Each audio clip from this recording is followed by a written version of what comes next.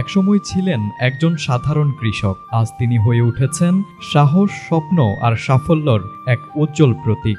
বলছি নরসিংদীর মনোহরদী উপজেলার দীঘাকান্দি গ্রামের মোখলেসুর রহমানের কথা, যিনি এখন সবার কাছে পরিচিত ড্রাগন কৃষক নামে। বিদেশি ফল ড্রাগন, যা একসময় সুপার শপে পাওয়া যেত বিলাসবহুল ফল হিসেবে, আজ তা চাষ হচ্ছে বাংলার মাটিতে। আর এই অসম্ভবকে সম্ভব করেছেন মোখলেস নিজেই। ইউটিউবের ভিডিও দেখে শুরু করেছিলেন তার পথ চলা। হাতে ছিল সীমিত কিছু গাছ, কিন্তু মনের জোর ছিল অনেক বেশি। প্রথম দিকে অনেকেই বলেছিলেন, বাংলার মাটিতে ড্রাগন ফল, এটা কি সম্ভব? হাস্যরস্য, সন্দেহ আর অনিশ্চয়তার জবাব তিনি দিয়েছেন কাজ দিয়ে। দেখিয়ে দিয়েছেন ইচ্ছা, পরিশ্রম আর নিষ্ঠা থাকলে কিছুই অসম্ভব নয়। শুরু করার আগে যখন বেকার ছিলাম, তখন কিছু একটা করার ইচ্ছা ছিল মনের মধ্যে। তো সেই সময় ওই ইউটিউবে দেখতে পাইলাম যে বাংলাদেশের ড্রাগন চাষটা হইতেছে। তো এটা খোঁজ খবর নেওয়ার পরে যাই না শুই না, তারপর ইউটিউব দেখেই শুরু করে দিলাম ইনশাল্লাহ 6 বছর আগে। তো আমার বাগানের বয়স 6 বছর। ইনশাল্লাহ 6 বছরে আমি সার্থক ড্রাগন বাগান করে আর কি সফল। আমার এখানে আসলে 2.5 বিঘা জমি আছে। 2.5 বিঘা জমির মধ্যে গাছ আছে 500 মতো খুঁটি। তো এখান থেকে প্রতি বছরই আমি 6-7 টন ফল হয়। তো সেই হিসেবে 6-7 টন ফল দেখেছে প্রতি বছরে গড়ে আমি 7-8 লাখ টাকা বিক্রি করতে পারি। মাত্র কয়েকটি গাছ দিয়ে শুরু হওয়া সেই শখের খামার আজ রূপ নিয়েছে একটি সফল বাণিজ্যিক মডেল ফার্মে। প্রতি মাসে আয় করছেন প্রায় 7 থেকে 8 লাখ টাকা। তার খামারে এখন প্রতিদিন ভিড় করছে শত শত দর্শনার্থী। কেউ সরাসরি ড্রাগন ফল ছিঁড়ে উপভোগ করছেন, কেউ কিনে নিচ্ছেন বাড়ির জন্য।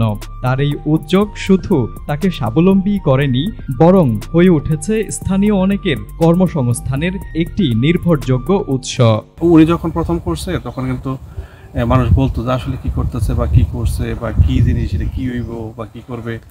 যখন আস্তে আস্তে বড় হয়েছে, ফল ধরা শুরু করছে, মানুষ যখন খাইতেছে, খাইয়ে স্বাদ পাচ্ছে, তখন বলতেছে না এটা আসলে তো অনেক জিনিস, সুস্বাদু জিনিস। খুবই ভালো লাগতেছে। আমার তো আমরা তো বিদেশ গিয়ে ফলটা খেতে পারতাম না, আমাদের দেশে এটা তৈরি হচ্ছে। আমার কাছে খুবই ব্যক্তিগতভাবে খুবই ভালো লাগছে।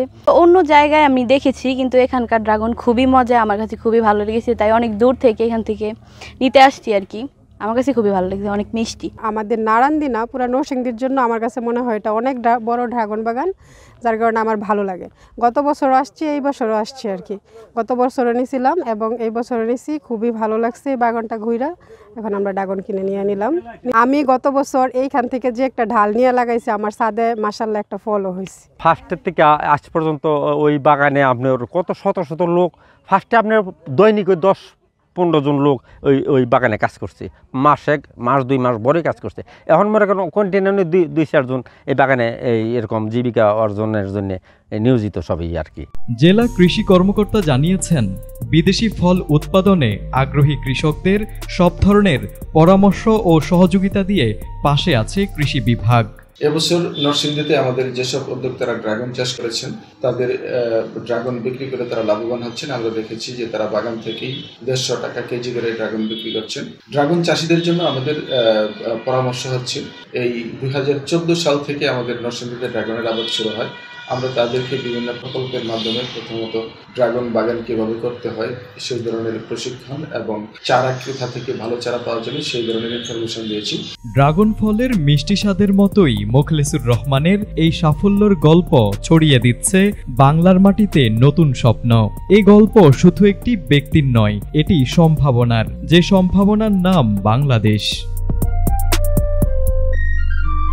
News desk, ATN Bangla.